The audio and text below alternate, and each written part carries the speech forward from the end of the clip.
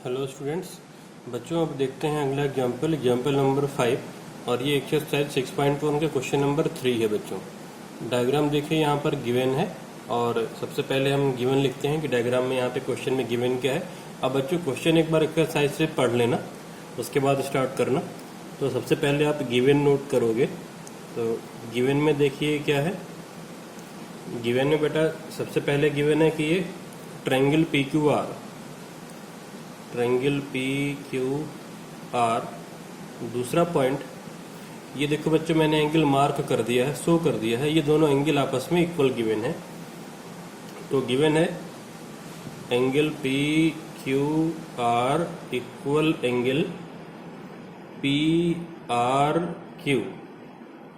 ये दोनों angle equal given है। To prove angle P Q S equal angle P R T.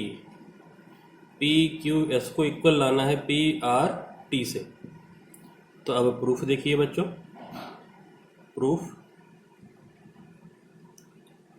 Proof आप कैसे स्टार्ट करोगे। Angle P Q R equal angle P R Q. ये दोनों equal given और आप इसे इक्वल टू एक्स एज्यूम कर लो। और ब्रैकेट में हमने क्या लिखा है, से। मतलब ये हुआ कि इसको हमने एक्स एज्यूम कर लिया है। दैट मीन्स बेटा कि ये एंगल कितना हो गया, इधर ये एक्स हो गया। ये एंगल एक्स है और ये एंगल भी कितना है, एक्स है। और हमें लाना क्या है बेटा, लाना है पी क्यू एस ये वाला एंगल और पी आर टी ये बाहर वाला एंगल, दोनों इक्वल लाना है। आपको सीधा सीधा दोनों इक्वल दिख रहा होगा। देखो ये लीनियर पेयर से कितना हो जाएगा बेटा, 180 माइनस एक्स। कैसे, टोटल ये स्ट्रेट लाइन है तो एंगल कितना हुआ 180। ये वाला एक्स है तो बाहर वाला कितना बचा, लीनियर पेयर एग्जियोम से 180 माइनस एक्स। सेम तरीके से ये बाहर वाला कितना बचा 180 माइनस एक्स। कैसे, क्योंकि देखो अंदर वाला एक्स है तो ये बाहर वाला कितना बचेगा 180 माइनस एक्स। तो अब आगे लिखते हैं इसी में हम angle P Q S plus angle P Q R equal 180। Reason में लिखा है लीनियर पेयर एक्सियोम और इस पी क्यू आर की वैल्यू एक्स से पुट कर दो। तो P Q S plus X equal to 180 implies that angle PQS equal 180 minus x। Equation 1। Same तरीके से बेटा ये P R Q, angle P R Q plus angle P R T, ये भी कितना हो जाएगा 180। रीजन में लिखा है लीनियर पेयर एक्सियोम और इस पी आर क्यू की वैल्यू यहाँ पे कितना एज्यूम किया है एक्स। यहाँ से एक्स रखो तो पी आर टी भी कितना आ जाएगा 180 माइनस एक्स। उसे इक्वेशन 2 बोल देंगे और फ्रॉम इक्वेशन 1 और 2 दोनों एंगल इक्वल आ जाएंगे। तो लिखते हैं हम आगे। अब देखिए आगे देखते हैं बच्चों। इसके बाद x पुट कर देते हैं वैल्यू। तो x plus angle P R T equal 180 implies that angle P R T equal 180 minus x. ये है इक्वेशन नंबर 2। अब इक्वेशन 1 और इक्वेशन 2 से देखो दोनों एंगल इक्वल आ गए, P Q S P R T, और यही हमको लाना था। From equation 1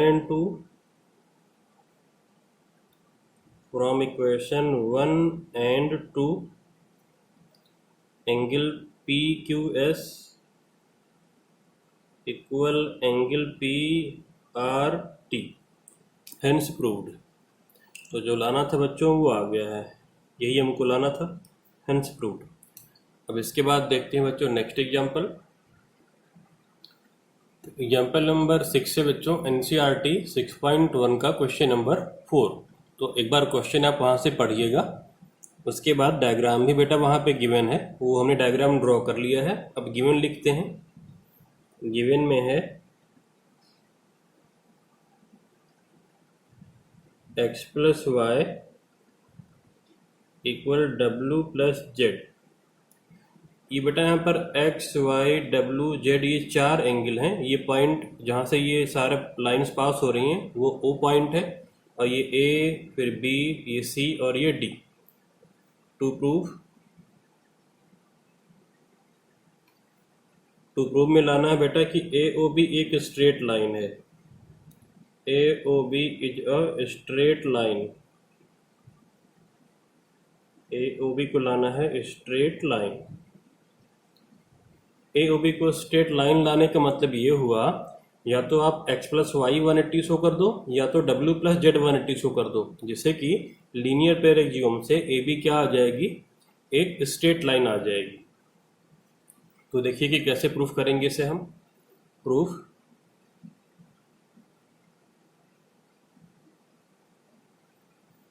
angle around point कितना होता है बेटा, किसी पॉइंट के अराउंड टोटल एंगल अराउंड अ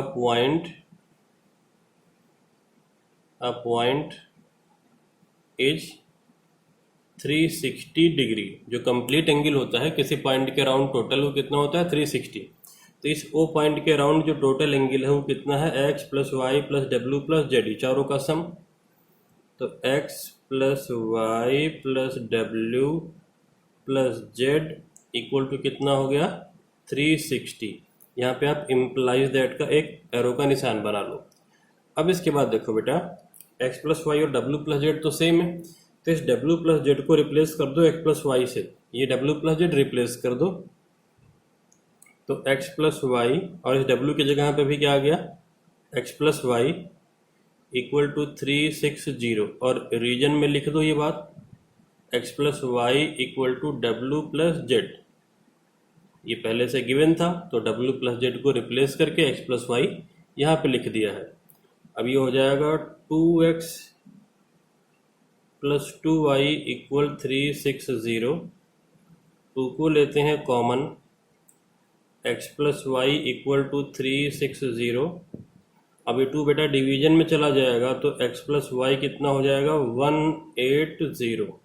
अब जैसे ही x प्लस वाई 180 हुआ, इम्प्लाइज दैट AOB, देखो x प्लस वाई 180 हो गया ना, इसका मतलब AOB क्या होगा, एक straight line. Implies that AOB is a straight line. और रीजन में क्या मेंशन करो आप, linear pair axiom. Linear pair axiom से हमने ऐसा लिखा है, और ये प्रूफ हो गया इस तरीके से, हेंस प्रूव्ड। अब बच्चों देखते हैं हम नेक्स्ट एग्जाम्पल। तो अगला एग्जाम्पल है बेटा NCERT 6.1 का क्वेश्चन 5। तो आप एक बार जरा वहाँ से क्वेश्चन पढ़ लो और डायग्राम देख लो। डायग्राम हमने अगले पेज पर ड्रॉ किया हुआ है, फिलहाल अब मैं गिवन लिखता हूँ। तो गिवन है इसमें लाइन PQ, दूसरा गिवन है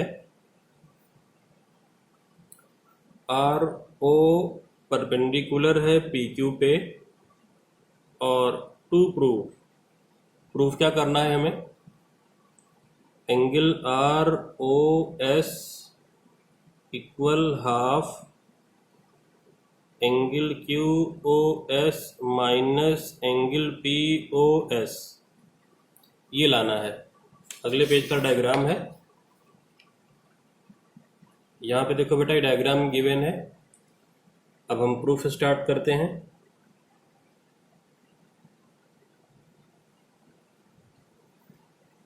अब आप राइट हैंड साइड सेलेक्ट कर लो, RHS। तो राइट हैंड साइड क्या था, half angle QOS minus angle POS। अब इसके बाद देखो बेटा हाफ QOS। तो जरा देखो Q, ये पॉइंट O है, क्यू ओ एस कितना हो जाएगा बेटा, डायग्राम से देखिए 90 plus angle R O S, ये 90 है, इसमें आर ओ एस ऐड कर दें तो ये हो जाएगा 90 plus angle R O S.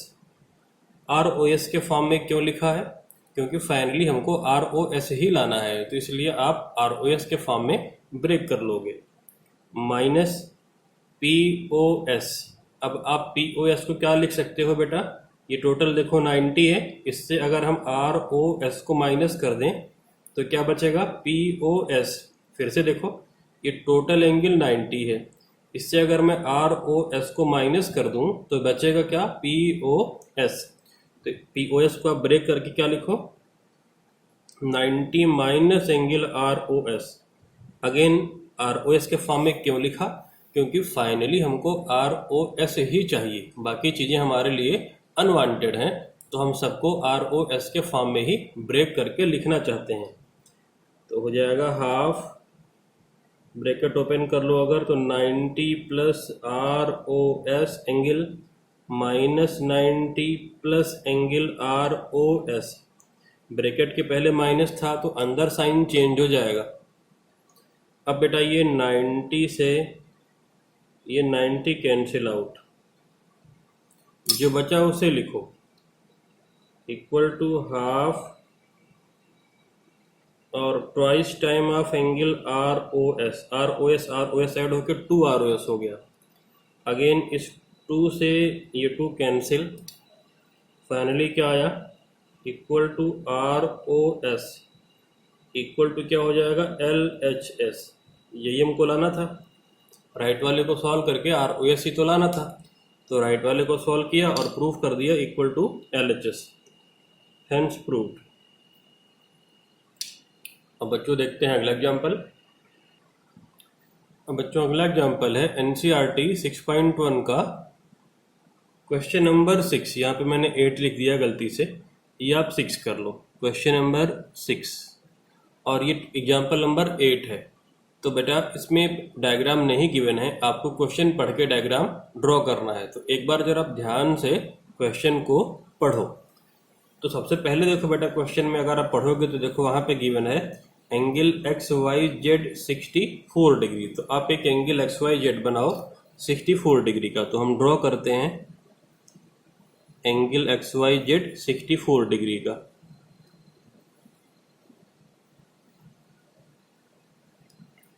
X Y और ये जेड,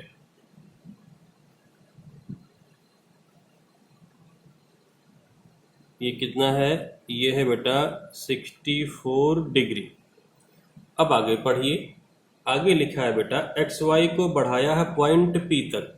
तो एक्स वाई इसको बढ़ाना है पॉइंट पी तक, तो इसको हम बढ़ा लेते हैं, प्रोड्यूस करते हैं पॉइंट पी तक।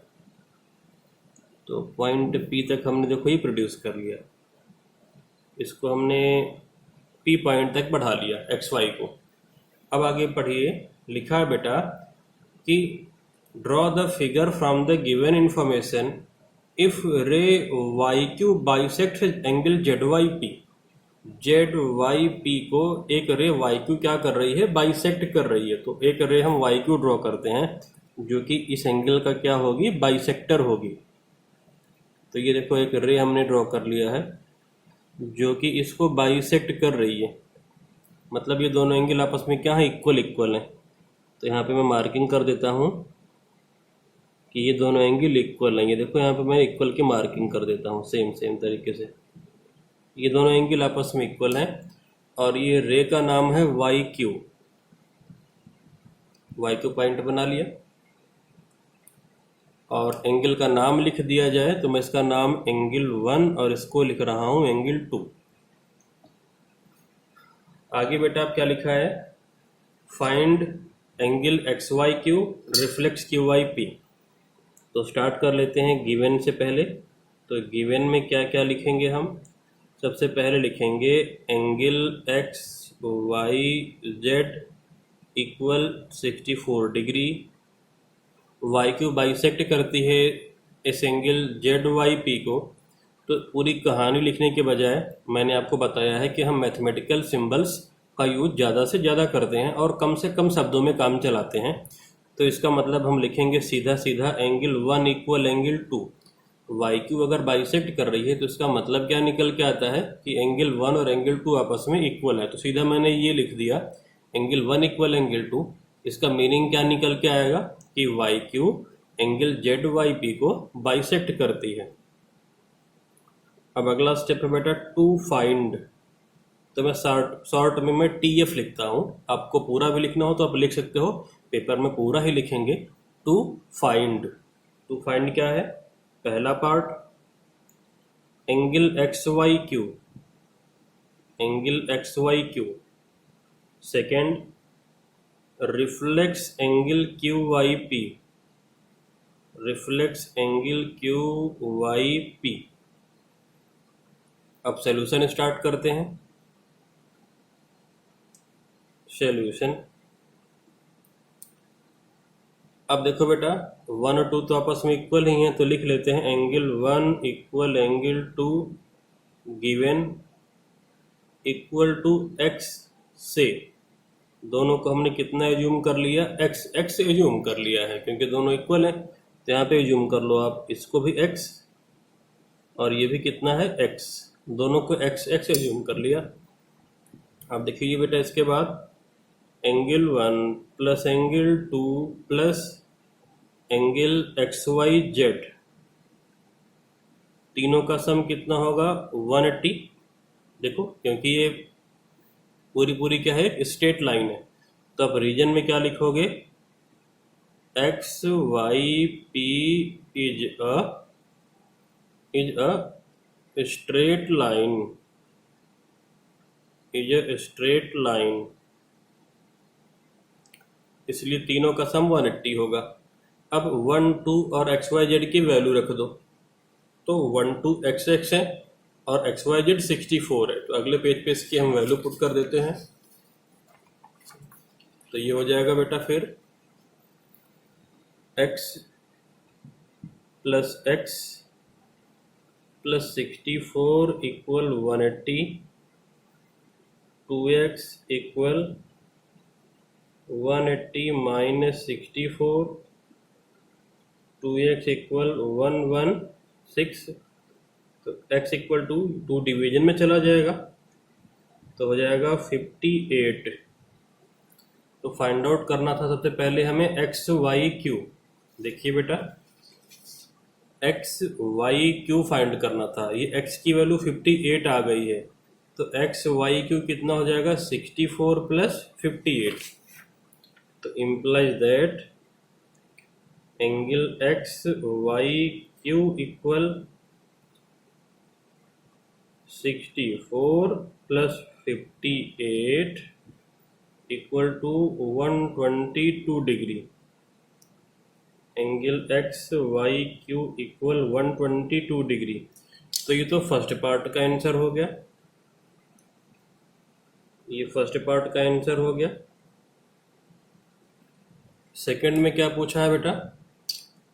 सेकंड में पूछ रखा है reflex Q Y P. Q Y P कितना है? एक्स, वो 58 है। इसका रिफ्लेक्स कितना होगा? ये पूरा बाहर वाला। तो टोटल एंगल 360 होता है, उसमें से ये 58 माइनस अगर हम कर दें तो टोटल जो बाहर का एंगल है वो कितना हो जाएगा? Reflex of Q Y P. तो अब लिखते हैं अब हम second part. Reflex angle Q Y P equal 360 minus X, क्योंकि इस एंगल की वैल्यू x है बेटा ना, तो ये वाला अगर x है तो बाहर वाला कितना होगा? जो इसके बाहर है 360 माइनस एक्स, और x की वैल्यू आप ला चुके हो 58। तो reflex angle Q Y P 360 minus 58। तो reflex angle Q Y P हो जाएगा बेटा 302 डिग्री, और यही हमारा फाइनल आंसर। तो आज की क्लास में बच्चों इतना ही, इसके आगे हम देखेंगे अगली क्लास में।